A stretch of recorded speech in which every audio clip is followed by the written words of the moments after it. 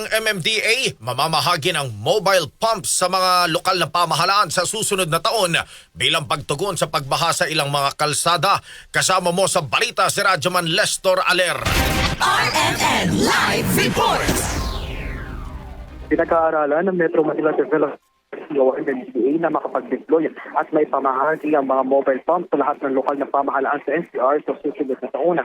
Yan ang pinirma ni MMDA Chairman Comando Artes matapos na mag-ikot sa Sapang Baho Case sa Barangay Sanpok, Martinez City upang tignan ang itinatagawang cleaning operation sa ilalim ng kanilang bayanihan sa Estero. Ayon kay Artes, puro na sila nakapag-deploy ng mobile pump sa 8 Santos sa Parañaque at sa Ermita kung saan nakita niya ang hindi bumaha sa lugar matapos magsagawa ng preemptive pump. Tayo ng preemptive na pumping ng mga tubig para po maklear yung ating mga drainage ng tubig bago pa dumating yung ulan.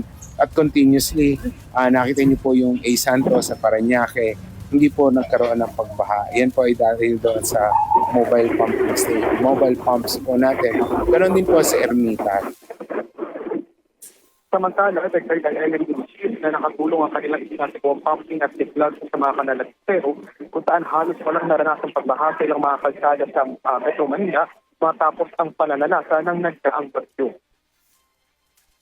Epekto ng pagdidisilt or paglilinis ng ating mga ilog, esteros at creek.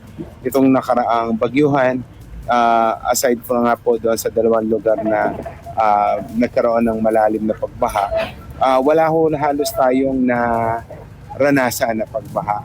Maybe because medyo scattered po yung ulan din, hindi concentrated sa isang maikling oras. Declogging, nakita po talaga natin na kailangan talagang increase yung capacity ng mga waterways, walang obstruction, dire-diretso po makarating sa ating mga pumping stations, yung pong tubig ulan.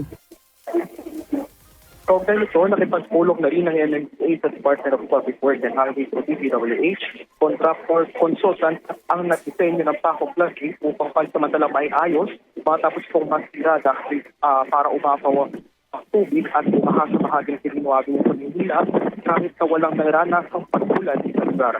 Kasama mo sa DZone RMN Manila, Radyo ng Lestor Aler, Tata, RMN.